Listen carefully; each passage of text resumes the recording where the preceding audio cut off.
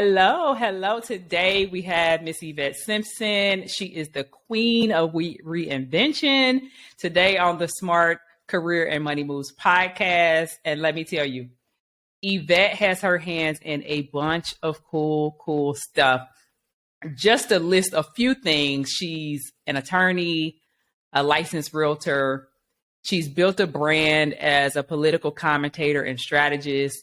She served as a CEO of Democracy for America. And on top of all that, she ran for the mayor of my hometown, Cincinnati, Ohio. Welcome to the show, Yvette. I am so glad to be here with you, Jerry, and your wonderful audience. I can't wait to dig into all the things today. Hopefully something I say will inspire. I know it will. There's so much to unpack here. I want the listeners to really understand the journey of where you started to where you are now. Because I think, a lot of people, they see the end result and they laser focus on that, but the jewels and the gems are really in the journey. So I want to start with your corporate career. Yeah. You started as an attorney. You could have literally taken that career anywhere you wanted to go, a million different directions. How did you find your lane? So when I was 8 years old, I decided I wanted to be a lawyer. So I was one of those kids that just kind of knew. And no one in my family had gone to college before, though. So it was kind of a dream. But when I was a kid, anything I could get my hands on, I would read about it. I wanted to be a lawyer, knew that was something I wanted to do. Went to law school, of course, passed the bar, got an offer at a major law firm, and really enjoyed the sophistication of the practice. Of course, the hours are long, it's grueling. Anybody who's at a major law firm knows it's a lot of tough work, but my original dream was to be a lawyer, become a partner, and maybe one day become a judge. And that was supposed to be the path. Well, my nickname is Queen of Reinvention, so it didn't end there. And what I realized was there was a lot that I liked about the practice of law. But I found myself in the evenings and on weekends really digging into work that felt more meaningful, right? Mm-hmm. So helping a company, deal with employee issues. I'm an employment lawyer, making sure we've got great policies to keep and retain people, making sure we're not discriminating. So my whole role was proactive work to build amazing workplaces where anybody can work. So I didn't work with clients who were trying to, not promote Black and brown people. I'm really proud of my legacy as an employment lawyer who really helped create great workspaces. And so that was a great legacy, but I wanted more. And that's when I got on the purpose journey. Okay, so you have a profession and then you have your purpose. And those can be two different things, or they can be a part of your journey as well. So I was like, this is great and purposeful, but I really want to do more. So I took a trip to Africa with a friend of mine who had started a nonprofit there. And when I was there, I realized how much I loved being there, working with the children who were learning new ways of learning and growing. And I said, okay, I need to get off of the partnership track. I need to get out of the legal pathway so I can figure out what I'm really supposed to do. So I did the thing you're not supposed to do. I left the practice and took a 50% pay cut. And I got the opportunity to start the very first pre-law program at my alma mater, Miami University. So that was my first major transition. I can tell you that when I talked to my dad about it, may he rest, but when I talked to him about it, he was like, who takes the 50% pay cut? He didn't get it. Yeah. You spent your whole career talking about being a lawyer, now you're a lawyer, now you're a lawyer. And you have loans. You have student loans. Yeah, I have student loans. And I was making more money than anybody in my family had ever seen. So my dad's like, you making all this money, what's the problem? You got a pathway, what's the problem? And a lot of times what happens is we find that the thing that we want to do that we're good at, we can keep doing, or we can get on the purpose journey to really look at what is it that we're supposed to do in this season. And I knew that I'm still a practicing attorney. I am still at my law firm. But my passion and my joy was not in full-time practice. It was in helping other people achieve the thing that they want to do. And that's what I get to do most of my day. And even at the law firm now. So how did you know? So you had seen some success in your career as an attorney, but how did you make the hard decision? How did you know that me taking this 50% pay cut, this is the right thing that I should be doing? It was funny. I kind of felt it because like I told you, even as a practicing attorney, I was like on boards and I loved that work and I was volunteering. And I found that that work just was more satisfying. When I got back from Africa, though, it consumed me. All I could think about was, Mm, how do I make a difference? I was doing sophisticated, great work, billing hours, doing the thing, but it was like, it didn't bring me that kind of joy. It felt like a job, but not a purpose. And so I was like, okay, I can either continue to bill hours and do community service work as two different things, or I can make my passion my profession. And so I said, how do I step out of this and then get into another path? And you really just need a distance. You know, just like, I don't know what the end game is going to be, but I just need to get out of this pathway so I can see what's wow. possible. And as you know from my story, it was when I was at Miami that I found my passion to then become an elected official. Because just being able to step away from it and say, okay, now I'm trying something new. This was a dream I'd had for 20 years. This was something I wanted to do since I was a kid. So I kind of had to step out of that and say, okay, what's Yeah. possible and what's next? And I know that's really hard for people to do.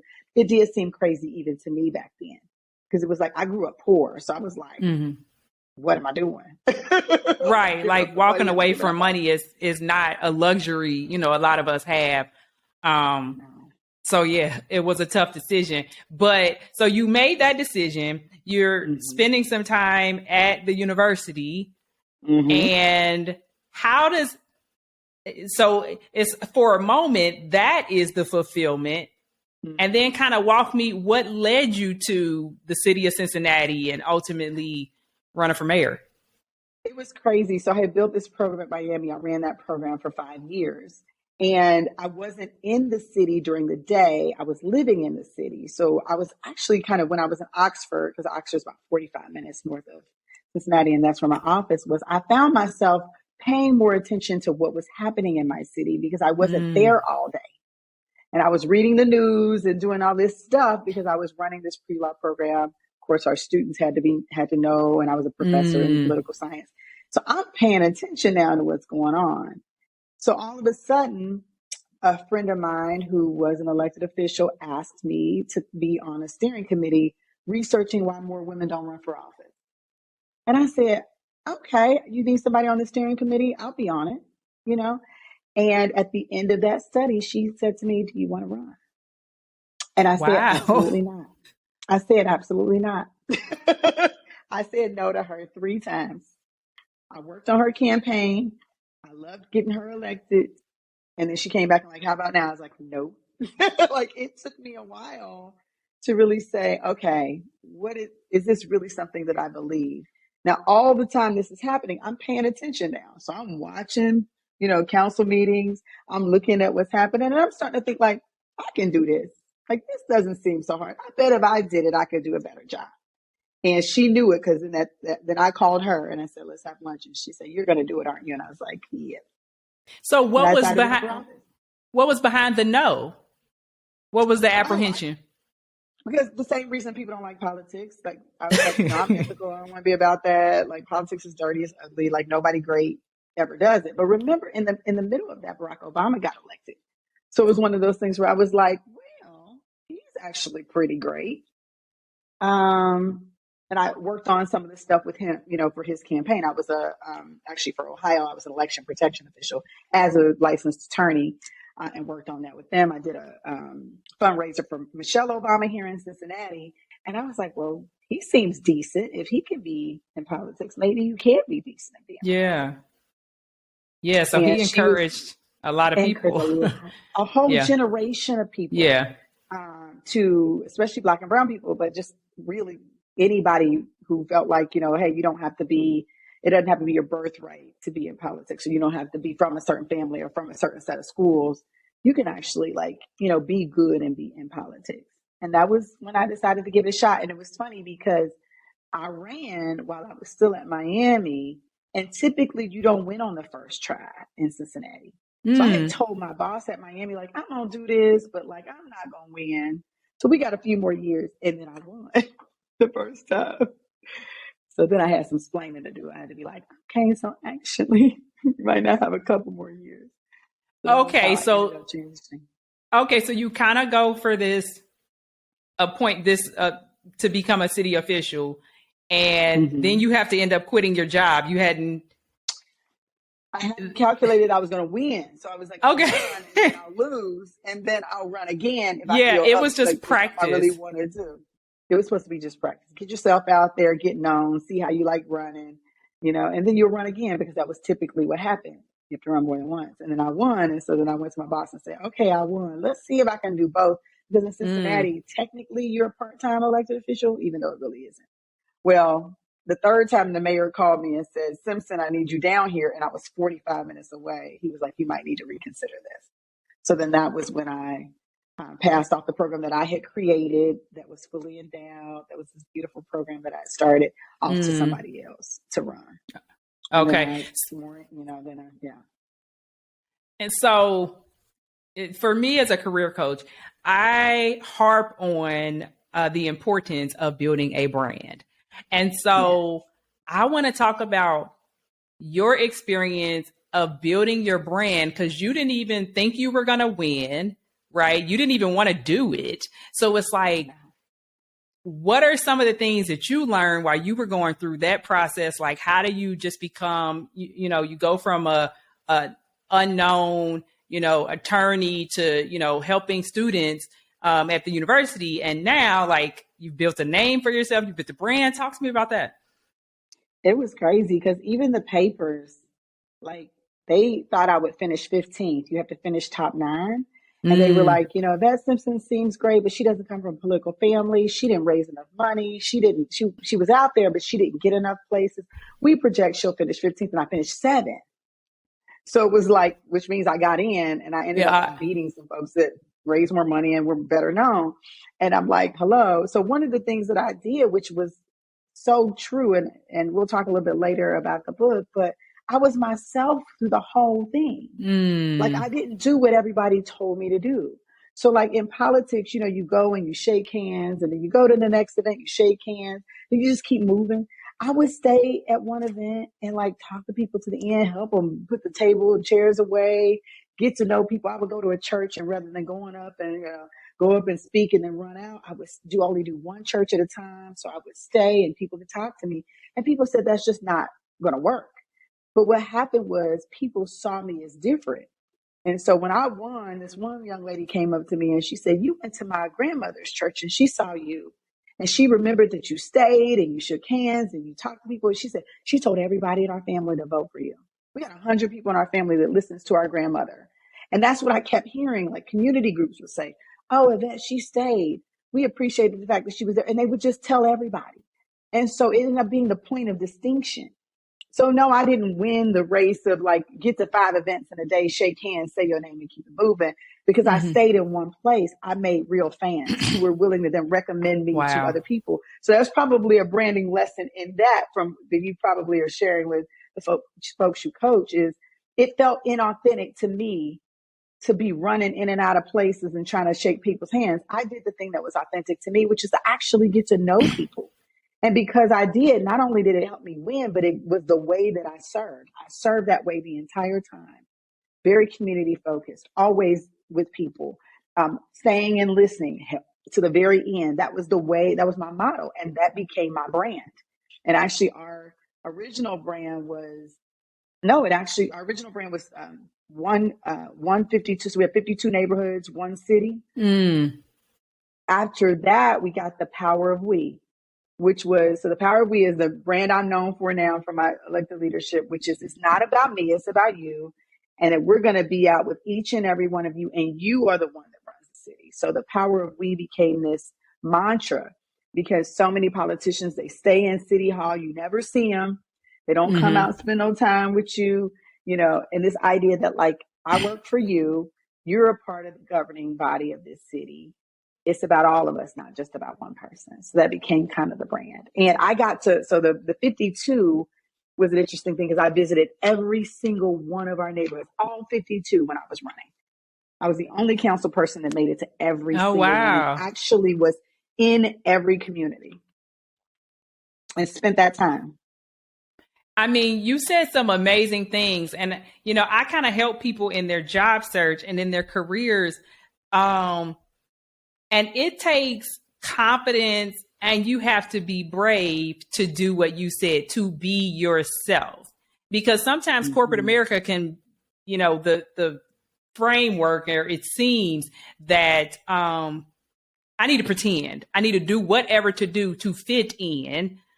And you just blew that out of the water, because that's exactly what you need to do in any facet of your career. It's like, if you really want to build the relationships and, get people to know you, it starts with being you.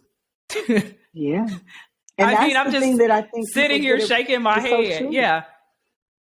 it's a big part of it. And I think that's the challenge, right? Like, we believe that if we can't be who we are, then people aren't going to accept us, love us. But then you spend so much time being somebody else.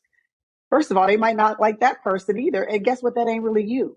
So you might as well just show up as you. And for me, this was kind of an experiment. I called it the experiment. It seems a little trite now, but it was like, I'm going to do this because I was kind of proving myself right. Because remember, I told you I originally didn't want to run because I didn't think you could be yourself. I didn't think you could be Okay. authentic and a good person. So I was like, well, I'll run as me. And if I win as me, then I'll serve as me. And I tell elected leaders this all the time. How you run is how you're going to serve. So if you run as this person who's a certain way, that's how you're going to show up. So you need to be yourself when you run. And if people accept you as you when you run, then you can lead that way. And so it was easy for me to lead that way because that was the person that everybody elected. So it would have been inauthentic for me to become somebody different once I got into the office. And so I was like, let's see if I can run as me, win as me. And I got all this advice that felt wrong to me, and I just didn't take it. Like, I was like, oh, you take money from everybody. No, I didn't take money that I didn't feel was right. And in fact, we focused more on building with people than we did building with money. And that ended up being successful because I said I beat a bunch of people who raised a lot more money, but didn't spend that time connecting with people. And that's advice I still give to elected leaders. Like, money can't vote. People can. Building relationship with people is going to get you a lot further than if you're just so worried about how much money am I going to have. And then guess what? Now you're beholden to the people and not to this small group of people who gave you money. Now you're a leader for the people. And people still call me the people's champion. It was funny. You talk about the mayor's race. So we won the primary, lost the general. And and that was a national race. It was featured in Essence and Ebony magazine because it was the year of the Black woman lawyer, Black woman mayor. And so I was in DC, just random, and this guy comes to me like, "You're Yvette Simpson." So they call me the people's mayor of Wakanda. Oh. Because I'm the mayor of every city, Wakanda. Yeah. So I love that. So yeah, authenticity is a huge part of this, and that means being who you are, loving who you are, leading, starting with who you are, and not being afraid of any of that. And honestly, there's such peace in that we don't talk about enough. Not trying to be something you're not. Yeah, something you said that was very interesting. You were talking about being a leader and leading the people and building relationships. And that, to me, I was going to jump into your next career move, but that sounds like CEO. Like, that's giving CEO vibes. So, I'm kind of answering my own question because I'm like, well, how did you jump to the next phase? But it seems like, running for office kind of gave you the tools. But what kind of influenced you to make the move after running for office back into CEO of corporate? So after the election, you're starting over now. So I didn't have a backup plan on the mayor's race. We were expected to win. A bunch of money got thrown into the race at the last minute. We barely lost that race. So I'm like, okay, what's next? So I said, I've got to take a chance and build something. So I built a consulting company, and my very first client was Democracy for America. And I made a commitment to them that I would be a consultant for them, help them build a political program at their organization. And after 6 months, they asked me to come on as CEO. They didn't pick an internal candidate. They didn't do a search. They said, you're the one. And over the course of that year, I proposed to them that I would build an election program, a federal elections program for 6 months, and then we would see. And I had just built this consulting program, so I had not expected to go in-house with them. I expected to do this project, and if they had another project, I would go work on other things. And I took a lot of time to think about whether I wanted to shift from consulting into going in-house and becoming a CEO with them. Mm-hmm. One, I was the first woman. I was the first Black person. I knew that was going to be stressed and crazy. They had a whole team of staff members who I had only known as a consultant for 6 months. So like now I'm going to come in as their boss. So there was a lot of interesting pieces of that. But I felt like when they chose me, it was because they saw me lead over the course of the year. Mm-hmm. So when I was their consultant, I would go out. And so, the squad, AOC, Ayanna Pressley, Rashida Tlaib, Katie Porter, Stacey Abrams. These were all my candidates in that first year. And so I went around the country and I helped support them to win. I helped them, gave them advice, coaching, counseling, helped them build organizing and all that. So I worked on 40 races, 40 elections in that 6-month period across the country. And what I think our founder would say is what he saw me do was lead. He saw me, I was embraced by these candidates. They let me in. I became their consultant, their friend, even still now. And he liked that. He liked that in leadership. And it was funny when he asked me to come on as CEO, the first thing I said was, well, I hate politics. So he goes, that's exactly what we need. Because I've always said, I'm an elected leader and a public servant, but politics is ugly. Mm-hmm. And I never liked that side of it. That never changed. I still don't like the politics of politics. I like the service of politics. So they saw something in me and said, let's give it a shot. And I was like, no. And my friend was like, you can do it for a couple of years and just see. And at that time, Trump was around. So I was like, well, in the next 2 years, if I can lead an organization and we can deal with, what's coming down the pike with Trump running for president. Okay. So my pledge was to stay for 2 years until we defeated Trump. And as you know, I stayed a little longer than that. Yeah, I mean, well, I think what's interesting for me is that most people don't look at people who are even politics adjacent and it just seems like a different kind of career, right? Just outside looking in, because a lot of people just don't know what goes on. But everything you're saying is applicable to corporate America, all the things you have to learn, all the things you have to go through. And even now, I mean, I use those parallels when I coach companies. Same thing. I mean, I'm an executive strategist. That is kind of how I'm known, is helping executives figure out how to lead, to build the strategy to lead.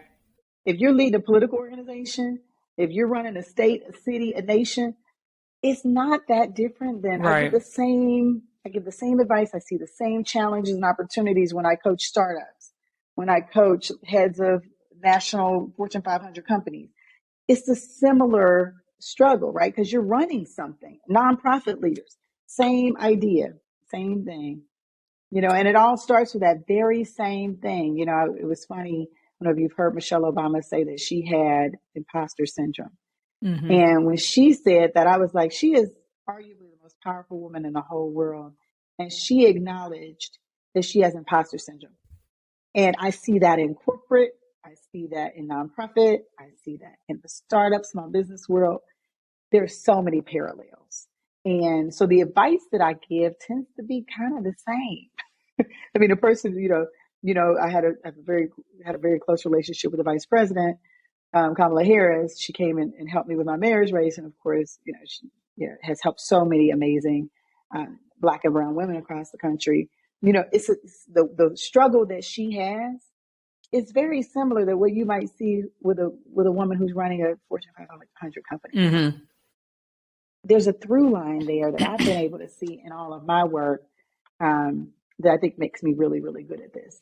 Just happens to make me really good at it. And so you've pivoted several times. You got some super impressive experience. Your network is crazy. But you still, it seems that there's this entrepreneurial thread that's underneath it all. And I kind of want to explore that because now on top of everything you've already accomplished, you got a book coming out and you're really on the mission to help people, find purpose and find fulfillment. And that is something everybody's looking for. Yes. So very true.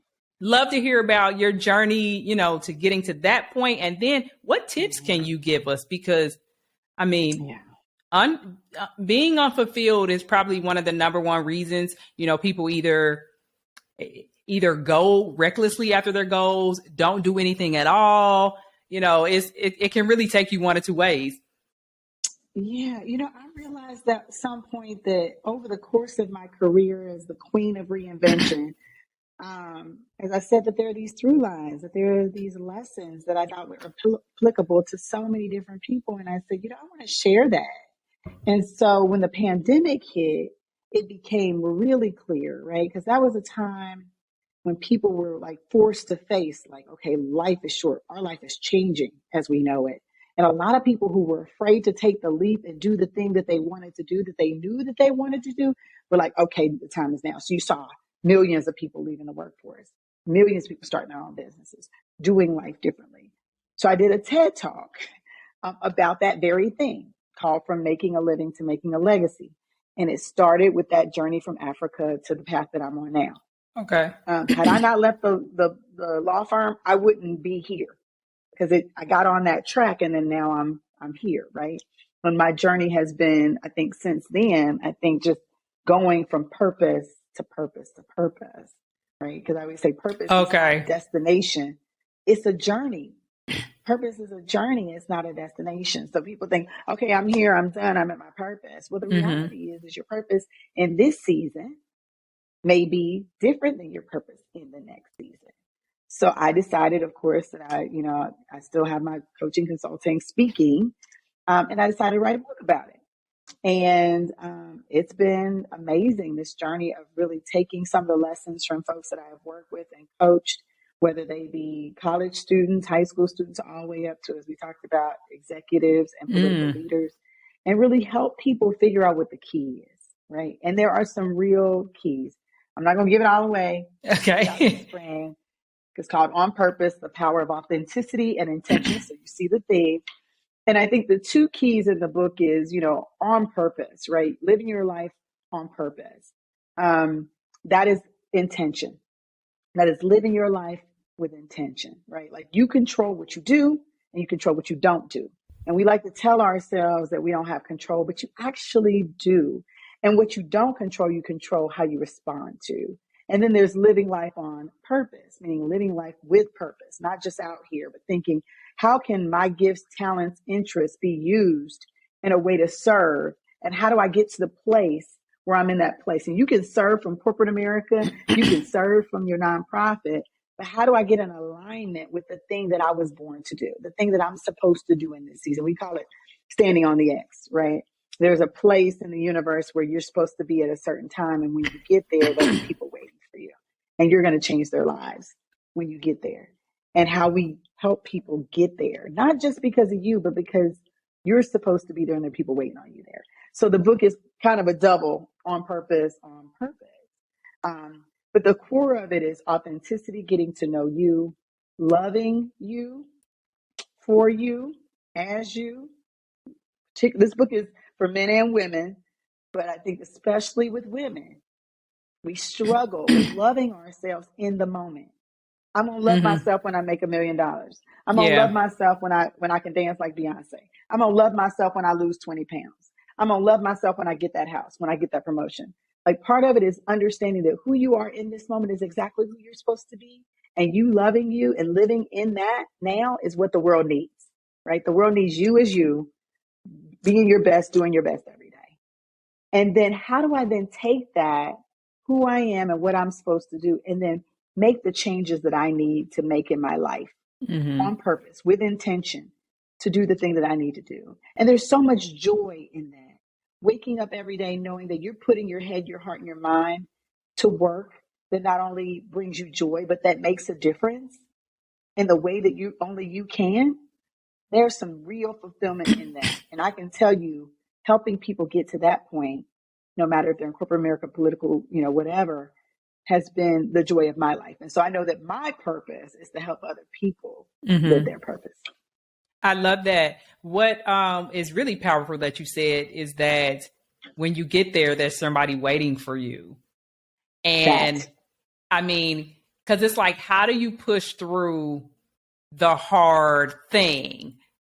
And it's just amazing that that's something that is a tool that we should be using, you know, even with everything I'm doing, starting a coaching business, you know, even starting this podcast. It's something new. It's something I haven't done before. And so how do I push through the fear? How do I push through doing something I haven't done before? And it's like, you just hit the nail on the head. It's like, somebody is waiting to hear this podcast interview from Yvette. Somebody needs to hear this. And it's like, if you don't get up and do your work and do your thing, you're leaving people behind. And you know that. I mean, that's it. Child, that's it. That's what. And when I tell people that, it gets people so emotional. Yeah, because people know that, right? Like my whole philosophy is this: we don't lack a thing. We have everything we need. Mm-hmm. We don't need more of this or more of that. We just need people in position. We need people to be where they're supposed to be. And if everybody is where they're supposed to be, then we will have everything we need. And I think and I'm not saying this is easy. I want to be very, very clear. Yeah. There's some real practical considerations to get from where you are. I told you about my 50% pay cut. Now I made that up. Thank you, God. Thank you, God. I made that up. I'm the money's there now. But like, I had to make some sacrifices and make some real choices. And so that intention piece, how do we get you to plan to the place where you can make space in your life to get there?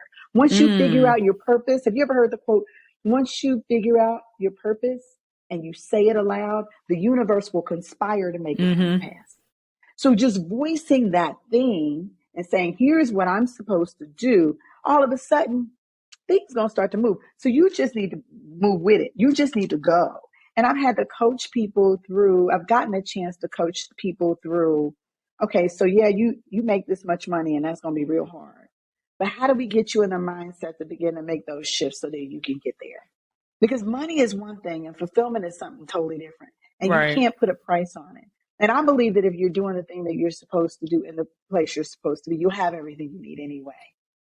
It'll come. Like for me, giving up that 50%, I mean, that's paid off in dividends, not just financially, but just in the resources that I currently have now because of my network and my ability to make more money and all the things that I do. And so we have to not be afraid to make that move. And part of my joy is coaching people through that.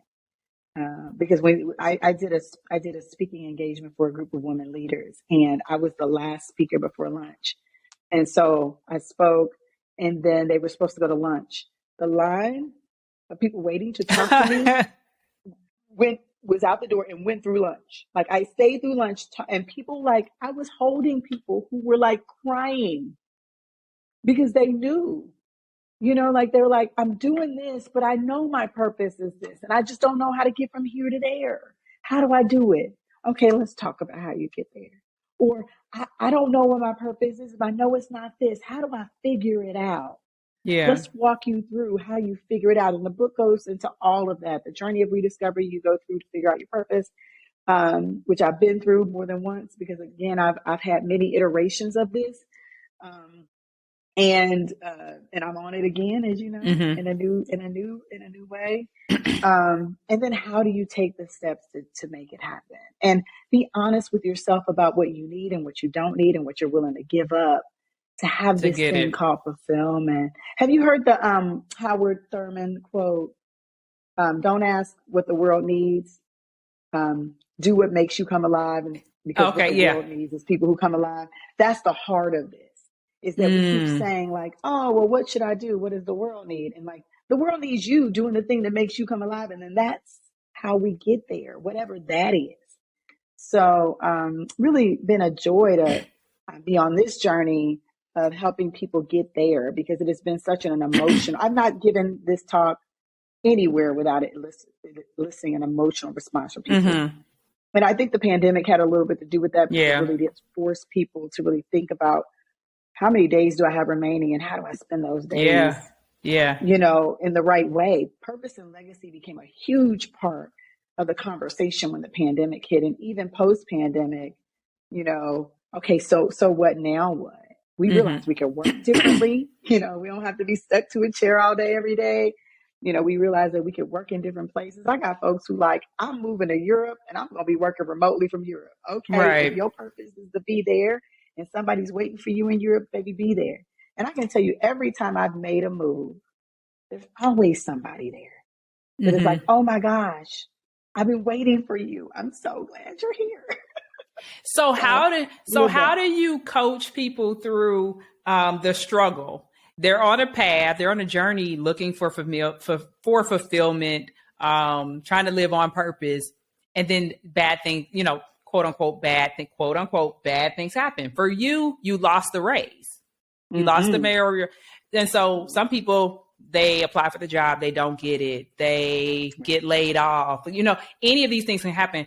How do you coach somebody through, how do you keep going? How do you, dust yourself off? Because the purpose hasn't changed just because the hard thing happened. That's right. So one of the things I talk about is called the closed door. And in my TED Talk and in the book, we talk about how we focus so much on the closed door. We're staring at this door that's closed. Oh my God, I lost my job. I lost the election. That we don't realize there's an open window on the other side of the room. And we can't see it because we're just staring at this door. Part of it is you got to let that thing go, honey, and turn around and look for what's next. And there's always a window on the other side of every room. Stop looking at the door. And so the way I shorten that is you take the lesson from the thing and you leave the hurt behind. And when you leave the hurt behind, then you can start to look ahead. And so if you're stuck on, oh my God, I lost the thing, I didn't get the job, guess what?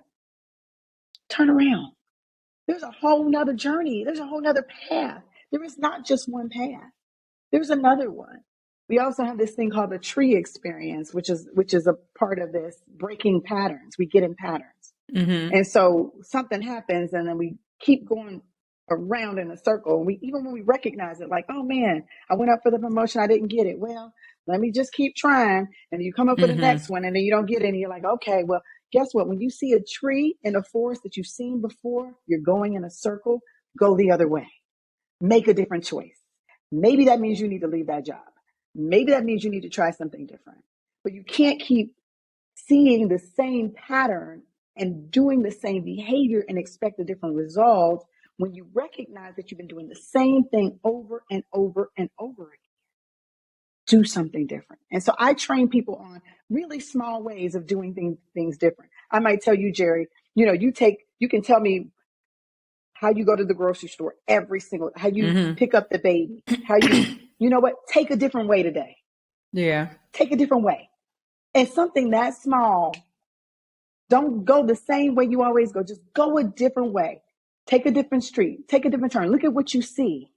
Just by going a different way, we get stuck in these patterns and it keeps us stuck. So I can only be in this job.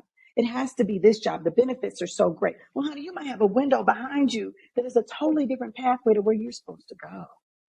So sometimes it starts with these. I tell people, just do one thing differently. Just do one thing different. Go to a different grocery store instead of the one you normally go. And then you start to realize how when we do the same thing every day, we see the same stuff. You go a different way, you're like, there's a whole nother side of town. I never even knew about. There's a whole different kind of people over here. And so breaking through patterns, we talk about breaking through patterns. We talk about breaking through the noise that's in our head, right? Old beliefs that tell us we're not good enough. We can't do it. There's no way. We talk about that. And just changing one thing. And it'll show you that you can change more than one thing. And in fact, that you have control over more than you think. And you really just shifted my perspective because I've never really thought about how to deal with failure and rejection in this manner. But taking what you said earlier about we have to do our work because there's someone there waiting for us. But this just makes me think that when you get to that closed door, it means that your people aren't there. There's no one waiting for you there. And so that's your trigger to like you said, when the door is closed, go through the window. The people are over there. Mm-hmm. And I really think that's a good way to help people deal with rejection. It's just like, don't take it personal, but my people aren't there. There's nothing for me over there. Or there's a different way you get into them. It's not this way. Yes, right. Be locked in on the goal and the purpose, not necessarily the path. That part. Yeah. And typically when people can't get over something they lost, it's because they're still staring at the closed doors about you're dwelling on this thing. It's keeping you locked. You can't even see that there's something else behind you because you're just so stuck. Yeah. And getting unstuck. Now, I'll tell you, therapy is good, self-care is good. Do the work to get emotionally through that. Losing an election is a hard thing. You work your butt off. That was supposed to be, quote unquote, that was the only thing I wanted. Well, you know what happened, Jerry. I lost the election. I started a consulting company. I became a CEO. Then ABC came, became a national commentator. NPR came. I'm a national panelist still today on ABC and NPR. So if I had still been like, I ain't the mayor, that didn't work out. Oh man, why wasn't I the mayor? I turned around and there was a totally different place I was supposed to be. And I don't know how spiritual you want to get here, but my bishop had said to me, he said, here's the funny thing. You were so focused on the city that God wanted to give you the nation. If you were still focused on, you thought the city was your spot. God wanted you to have the nation. So he set you up. You ran that race. You lost it. You went a different path. And now you're a nationally known leader on national TV. Like you're working on races across the nation. And I was so tunnel vision, just hurt over that. And I could have gotten stuck there and it could have paralyzed me. It could have kept me frozen and I could have been in a pit of despair. And thank goodness it was like, wait a minute, now what's next? And I had to turn around and there was this window and I was like, I'm going through that window. Let's go. And it was even bigger. The thing that was waiting on me, the window was even bigger than the thing that I was staring at. Yeah, that's how it works. The faith to believe that. We get so fixated. And so I always say, sometimes a different path is the better path. So if you've been staring at that door, don't stare at it anymore. Give yourself a time limit. So how did you know, when did you realize that you had made your smart career and money move? When did you realize? Because, you were staring at that door. You ended up going through the window. All these great things, transpired. At what point did you sit back and reflect and say, I did it. I made the right choice by all this windy road that I took. It was the right thing. How do you know? It was that day, and I talked about it in my TED Talk too, when I was sitting on the round table with George Stephanopoulos. Now, mind you, this was a whole year and a month after I left council. So I lost the election, otherwise I was on council till January. A whole year later. Now, mind you, I've gone on and done my consulting business. I'm a CEO of DFA. I get the opportunity to go work for ABC, which was that's a whole story about how that even came about and the miracle that I had never been on national TV before. And they had never given an offer for someone to join the roundtable as I worked for Disney after one appearance on the roundtable. So I'm on my first appearance. I don't work for ABC. I have met with some people at ABC. They said, can you talk to some of our reporters? I talked to them. They said, do you want to do the show this weekend? I said, no, I turned it down. I wasn't ready. Sometimes you got to do that too. So I was there on a Friday. They wanted me to stay in New York, do the show on Sunday. I said, I'm not ready. So we fast forward so then I said no. And then they called me back and they gave me 5 dates. I picked the date I wanted. I came back and then I was ready. As ready as you could be for somebody who had never been on TV. I sat in the chair. It's February, a year after the mayor's race is over. And I'm like, okay, I got a new pad. And I sat down and I looked at my hands, steady as we go. I felt ready. And George looked at me and he said, welcome to the table. And I said, thank you, George, let's go. And I killed it. And I knew I did. And by the time I got my foot in the door at the green room, George's producer was calling like, you want to come back? And I was like, absolutely. Like, you want to meet with some executives at ABC when you come back? I was like, absolutely. And it was that meeting where they said, we want you to join the team. And I got a contract to join ABC's team, a 2-year contract that I'm now renewed twice. Yeah. Wow.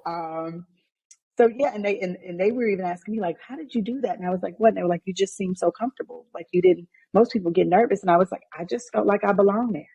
I sat in that seat. That was my seat. I did not feel Wow. nervous for 1 second.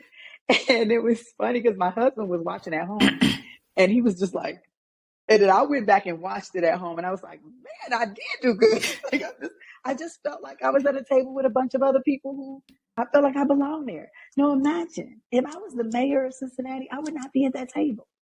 Right. I would have never been at that table. So closed doors and windows can lead places that I didn't have national correspondent on my vision board. I didn't even see that. That wasn't even a part of, but once I got into this path, and I can't tell you how many people I've been able to impact by being a voice on national television. And for me, that's the X, right? That's one of the X's. Is how many people come up to me and say, man, I just feel seen. Thank you for representing us. That whole thing. And that has just been a joy, to do that. Something I just didn't see and wasn't expecting. I mean, I'm blown away. Like I'm so inspired by everything you have going on. And I know this is just the beginning. Like this is literally just the beginning.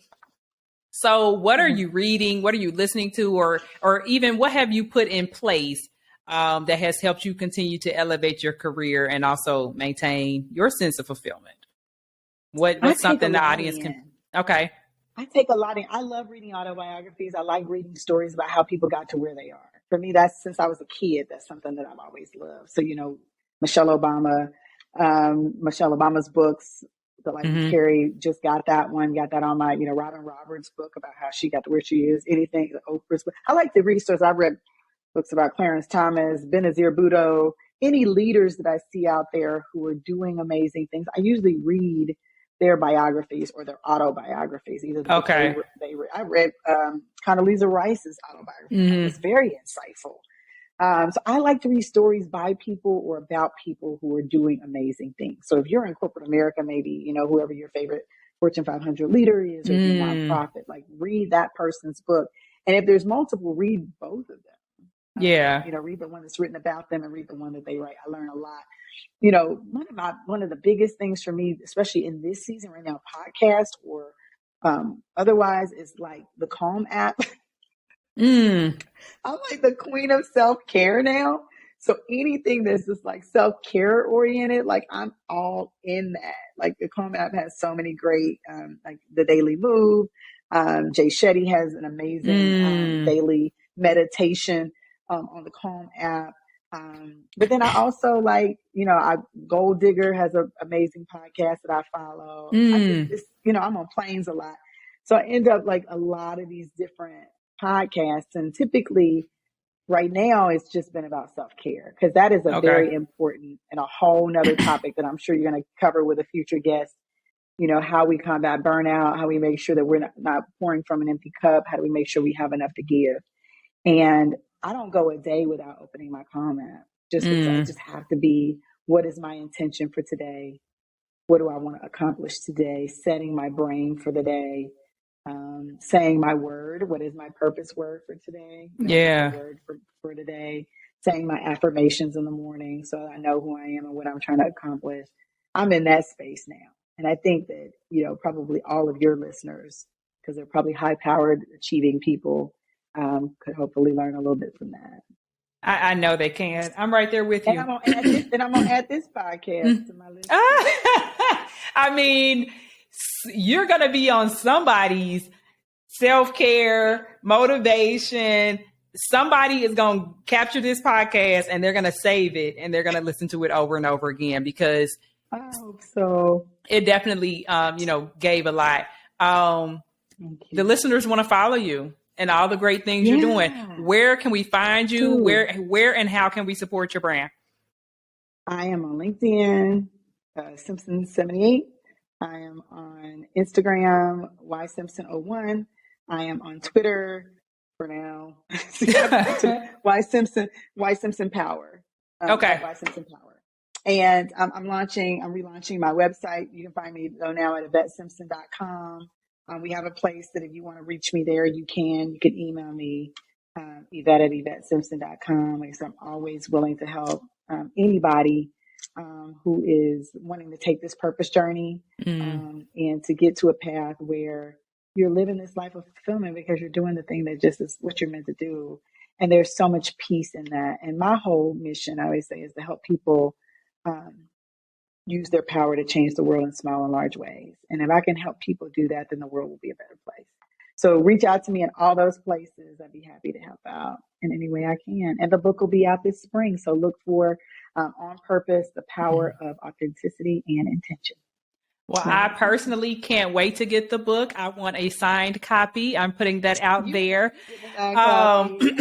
But I can't thank you enough for being a guest today on the Smart Career and Money Move podcast. You shared so many gems. I learned a bunch. I've taken some notes, things I need to incorporate into what I'm doing. And I just can't thank you enough for being a guest and for sharing your wisdom and your expertise. And I encourage all my listeners to follow up with you. Visit her website, check her out.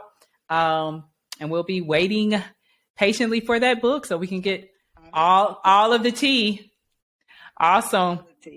Thank you so much, Yvette. Okay. Thank you for doing this, Jerry. Excellent. All the time. I love it.